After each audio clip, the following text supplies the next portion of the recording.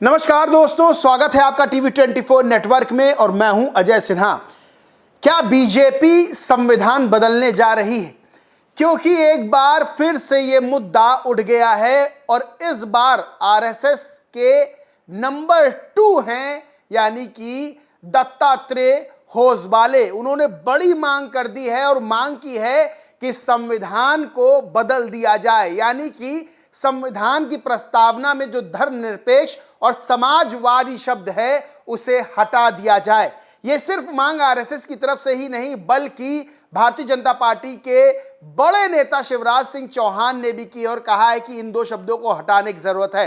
आपको पता होगा कि विपक्ष लगातार यह बात का आरोप लगाता रहा है बीजेपी और आरएसएस पे कि ये दोनों संविधान को बदलना चाहती हैं, और जिस तरह से ये मांग की गई है कि समाजवाद और धर्मनिरपेक्ष शब्द को संविधान की प्रस्तावना से हटा दिया जाए, क्योंकि इसे इमरजेंसी के समय जोड़ा गया था और इन दो शब्दों को हटाया जाए, तब उसके बाद विपक्ष ने फिर से एक बार बीजेपी और आरएसएस पर गंभीर आरोप संविधान बदलने के लगाए हैं।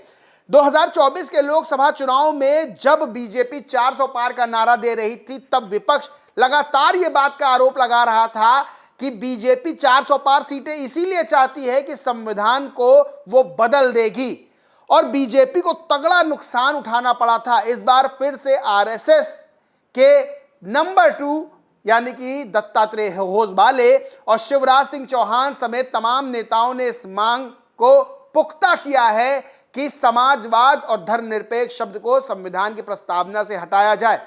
राहुल गांधी ने इस बात को लेकर मोर्चा खोल दिया और बीजेपी पे तगड़ा निशाना साधा है। आपको पहले बताते हैं दत्तात्रेय होसबाले ने आखिर कहा क्या है। राष्ट्रीय स्वयंसेवक संघ ने संविधान की प्रस्तावना में समाजवादी और धर्मनिरपेक्ष शब्द को हटाने की जो समीक्षा करने का जो मुद्दा उठाया है, वो उस पर राजनीति शुरू हो गई है। दत्तात्रेय होसबाले ने कहा कि समाजवादी और धर्मनिरपेक्ष शब्द इमरजेंसी के दौरान शामिल किए गए तो ये कभी भी संविधान का हिस्सा नहीं थे, जिसे BR अम्बेडकर ने तैयार किया था। इन्होंने आगे कहा, बाबा साहेब अम्बेडकर ने जो संविधान बनाया उसकी प्रस्तावना में ये शब्द कभी नहीं थे। इमरजेंसी के दौरान जब मौलिक अधिकार निलंबित किए गए, संसद काम नहीं कर रही थी, न्यायपालिका भी पंगु हो गई थी, तब ये शब्द जोड़े गए। दत्तात्रेय होसबाले ने कहा कि इस मुद्दे पर बाद में चर्चा हुई, लेकिन प्रस्तावना से उन्हें हटाने का कोई प्रयास नहीं किया गया।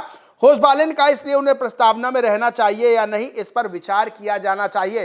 दरअसल जब इमरजेंसी थी सन 1976 में, ये दो शब्द 42वें संविधान संशोधन के द्वारा इन दोनों को जोड़ा गया था, और इसे जो 42वां संविधान संशोधन हुआ था वो इतना महत्वपूर्ण माना जाता है कि उसे मिनी कॉन्स्टिट्यूशन भी कहा जाता है। अब यह मुद्दा फिर से गर्मा गया है। राहुल गांधी ने इसको लेकर निशाना साधा है। राहुल गांधी ने कहा आरएसएस का नकाब फिर से उतर गया, संविधान इन्हें चुभता है क्योंकि वो समानता, धर्मनिरपेक्षता और न्याय की बात करता है। आरएसएस बीजेपी को संविधान नहीं, मनुस्मृति चाहिए। बहुजनों गरीबों से उनके अधिकार छीनकर उन्हें दोबारा गुलाम बनाना चाहते हैं। संविधान जैसा ताकतवर हथियार उनसे छीनना इनका असली एजेंडा है। आरएसएस ये सपना देखना बंद करे, हम उन्हें कभी सफल नहीं होने देंगे। हर देशभक्त भारतीय आखिरी दम तक संविधान की रक्षा करेगा। लालू प्रसाद यादव ने भी इसको लेकर निशाना साधा और कहा देश के सबसे बड़े जातिवादी नफरती संगठन आरएसएस ने संविधान बदलने की बात कही है। इनकी हिम्मत नहीं कि संविधान और आरक्षण की तरफ आंख उठाकर देख सके। अन्यायी चरित्र के लोगों के मन व विचार में लोकतंत्र एवं बाबा साहेब के संविधान के प्रति इतनी घृणा क्यों है? यानी सीधे तौर पर विपक्ष ने मोर्चा खोल लिया और आरोप लगाया आरएसएस और बीजेपी संविधान बदलना चाहती हैं। लोकसभा चुनाव के दौरान भी यही आरोप लगा था और बीजेपी को इसका नुकसान बहुत बुरा उठाना पड़ा था। उत्तर प्रदेश में तो बीजेपी को तगड़ा नुकसान हुआ था। 37 सीटें समाजवादी पार्टी ने जीती थी, 6 सीटें कांग्रेस ने जीती थी, और एक बार फिर से यही बात सामने आ रही है जब बीजेपी और आरएसएस विपक्ष के निशाने पर आ गई हैं।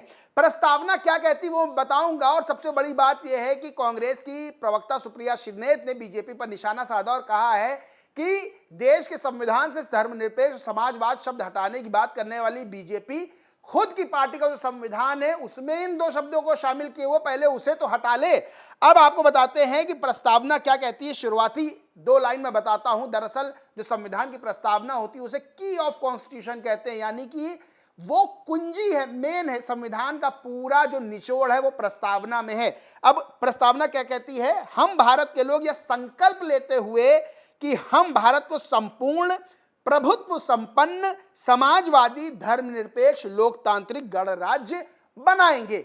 अब यहां समाजवाद का शब्द यह है, समाजवाद का शब्द का जो उद्देश्य है वो असमानता को कम करना है, यानी कि समाज में सब समान है।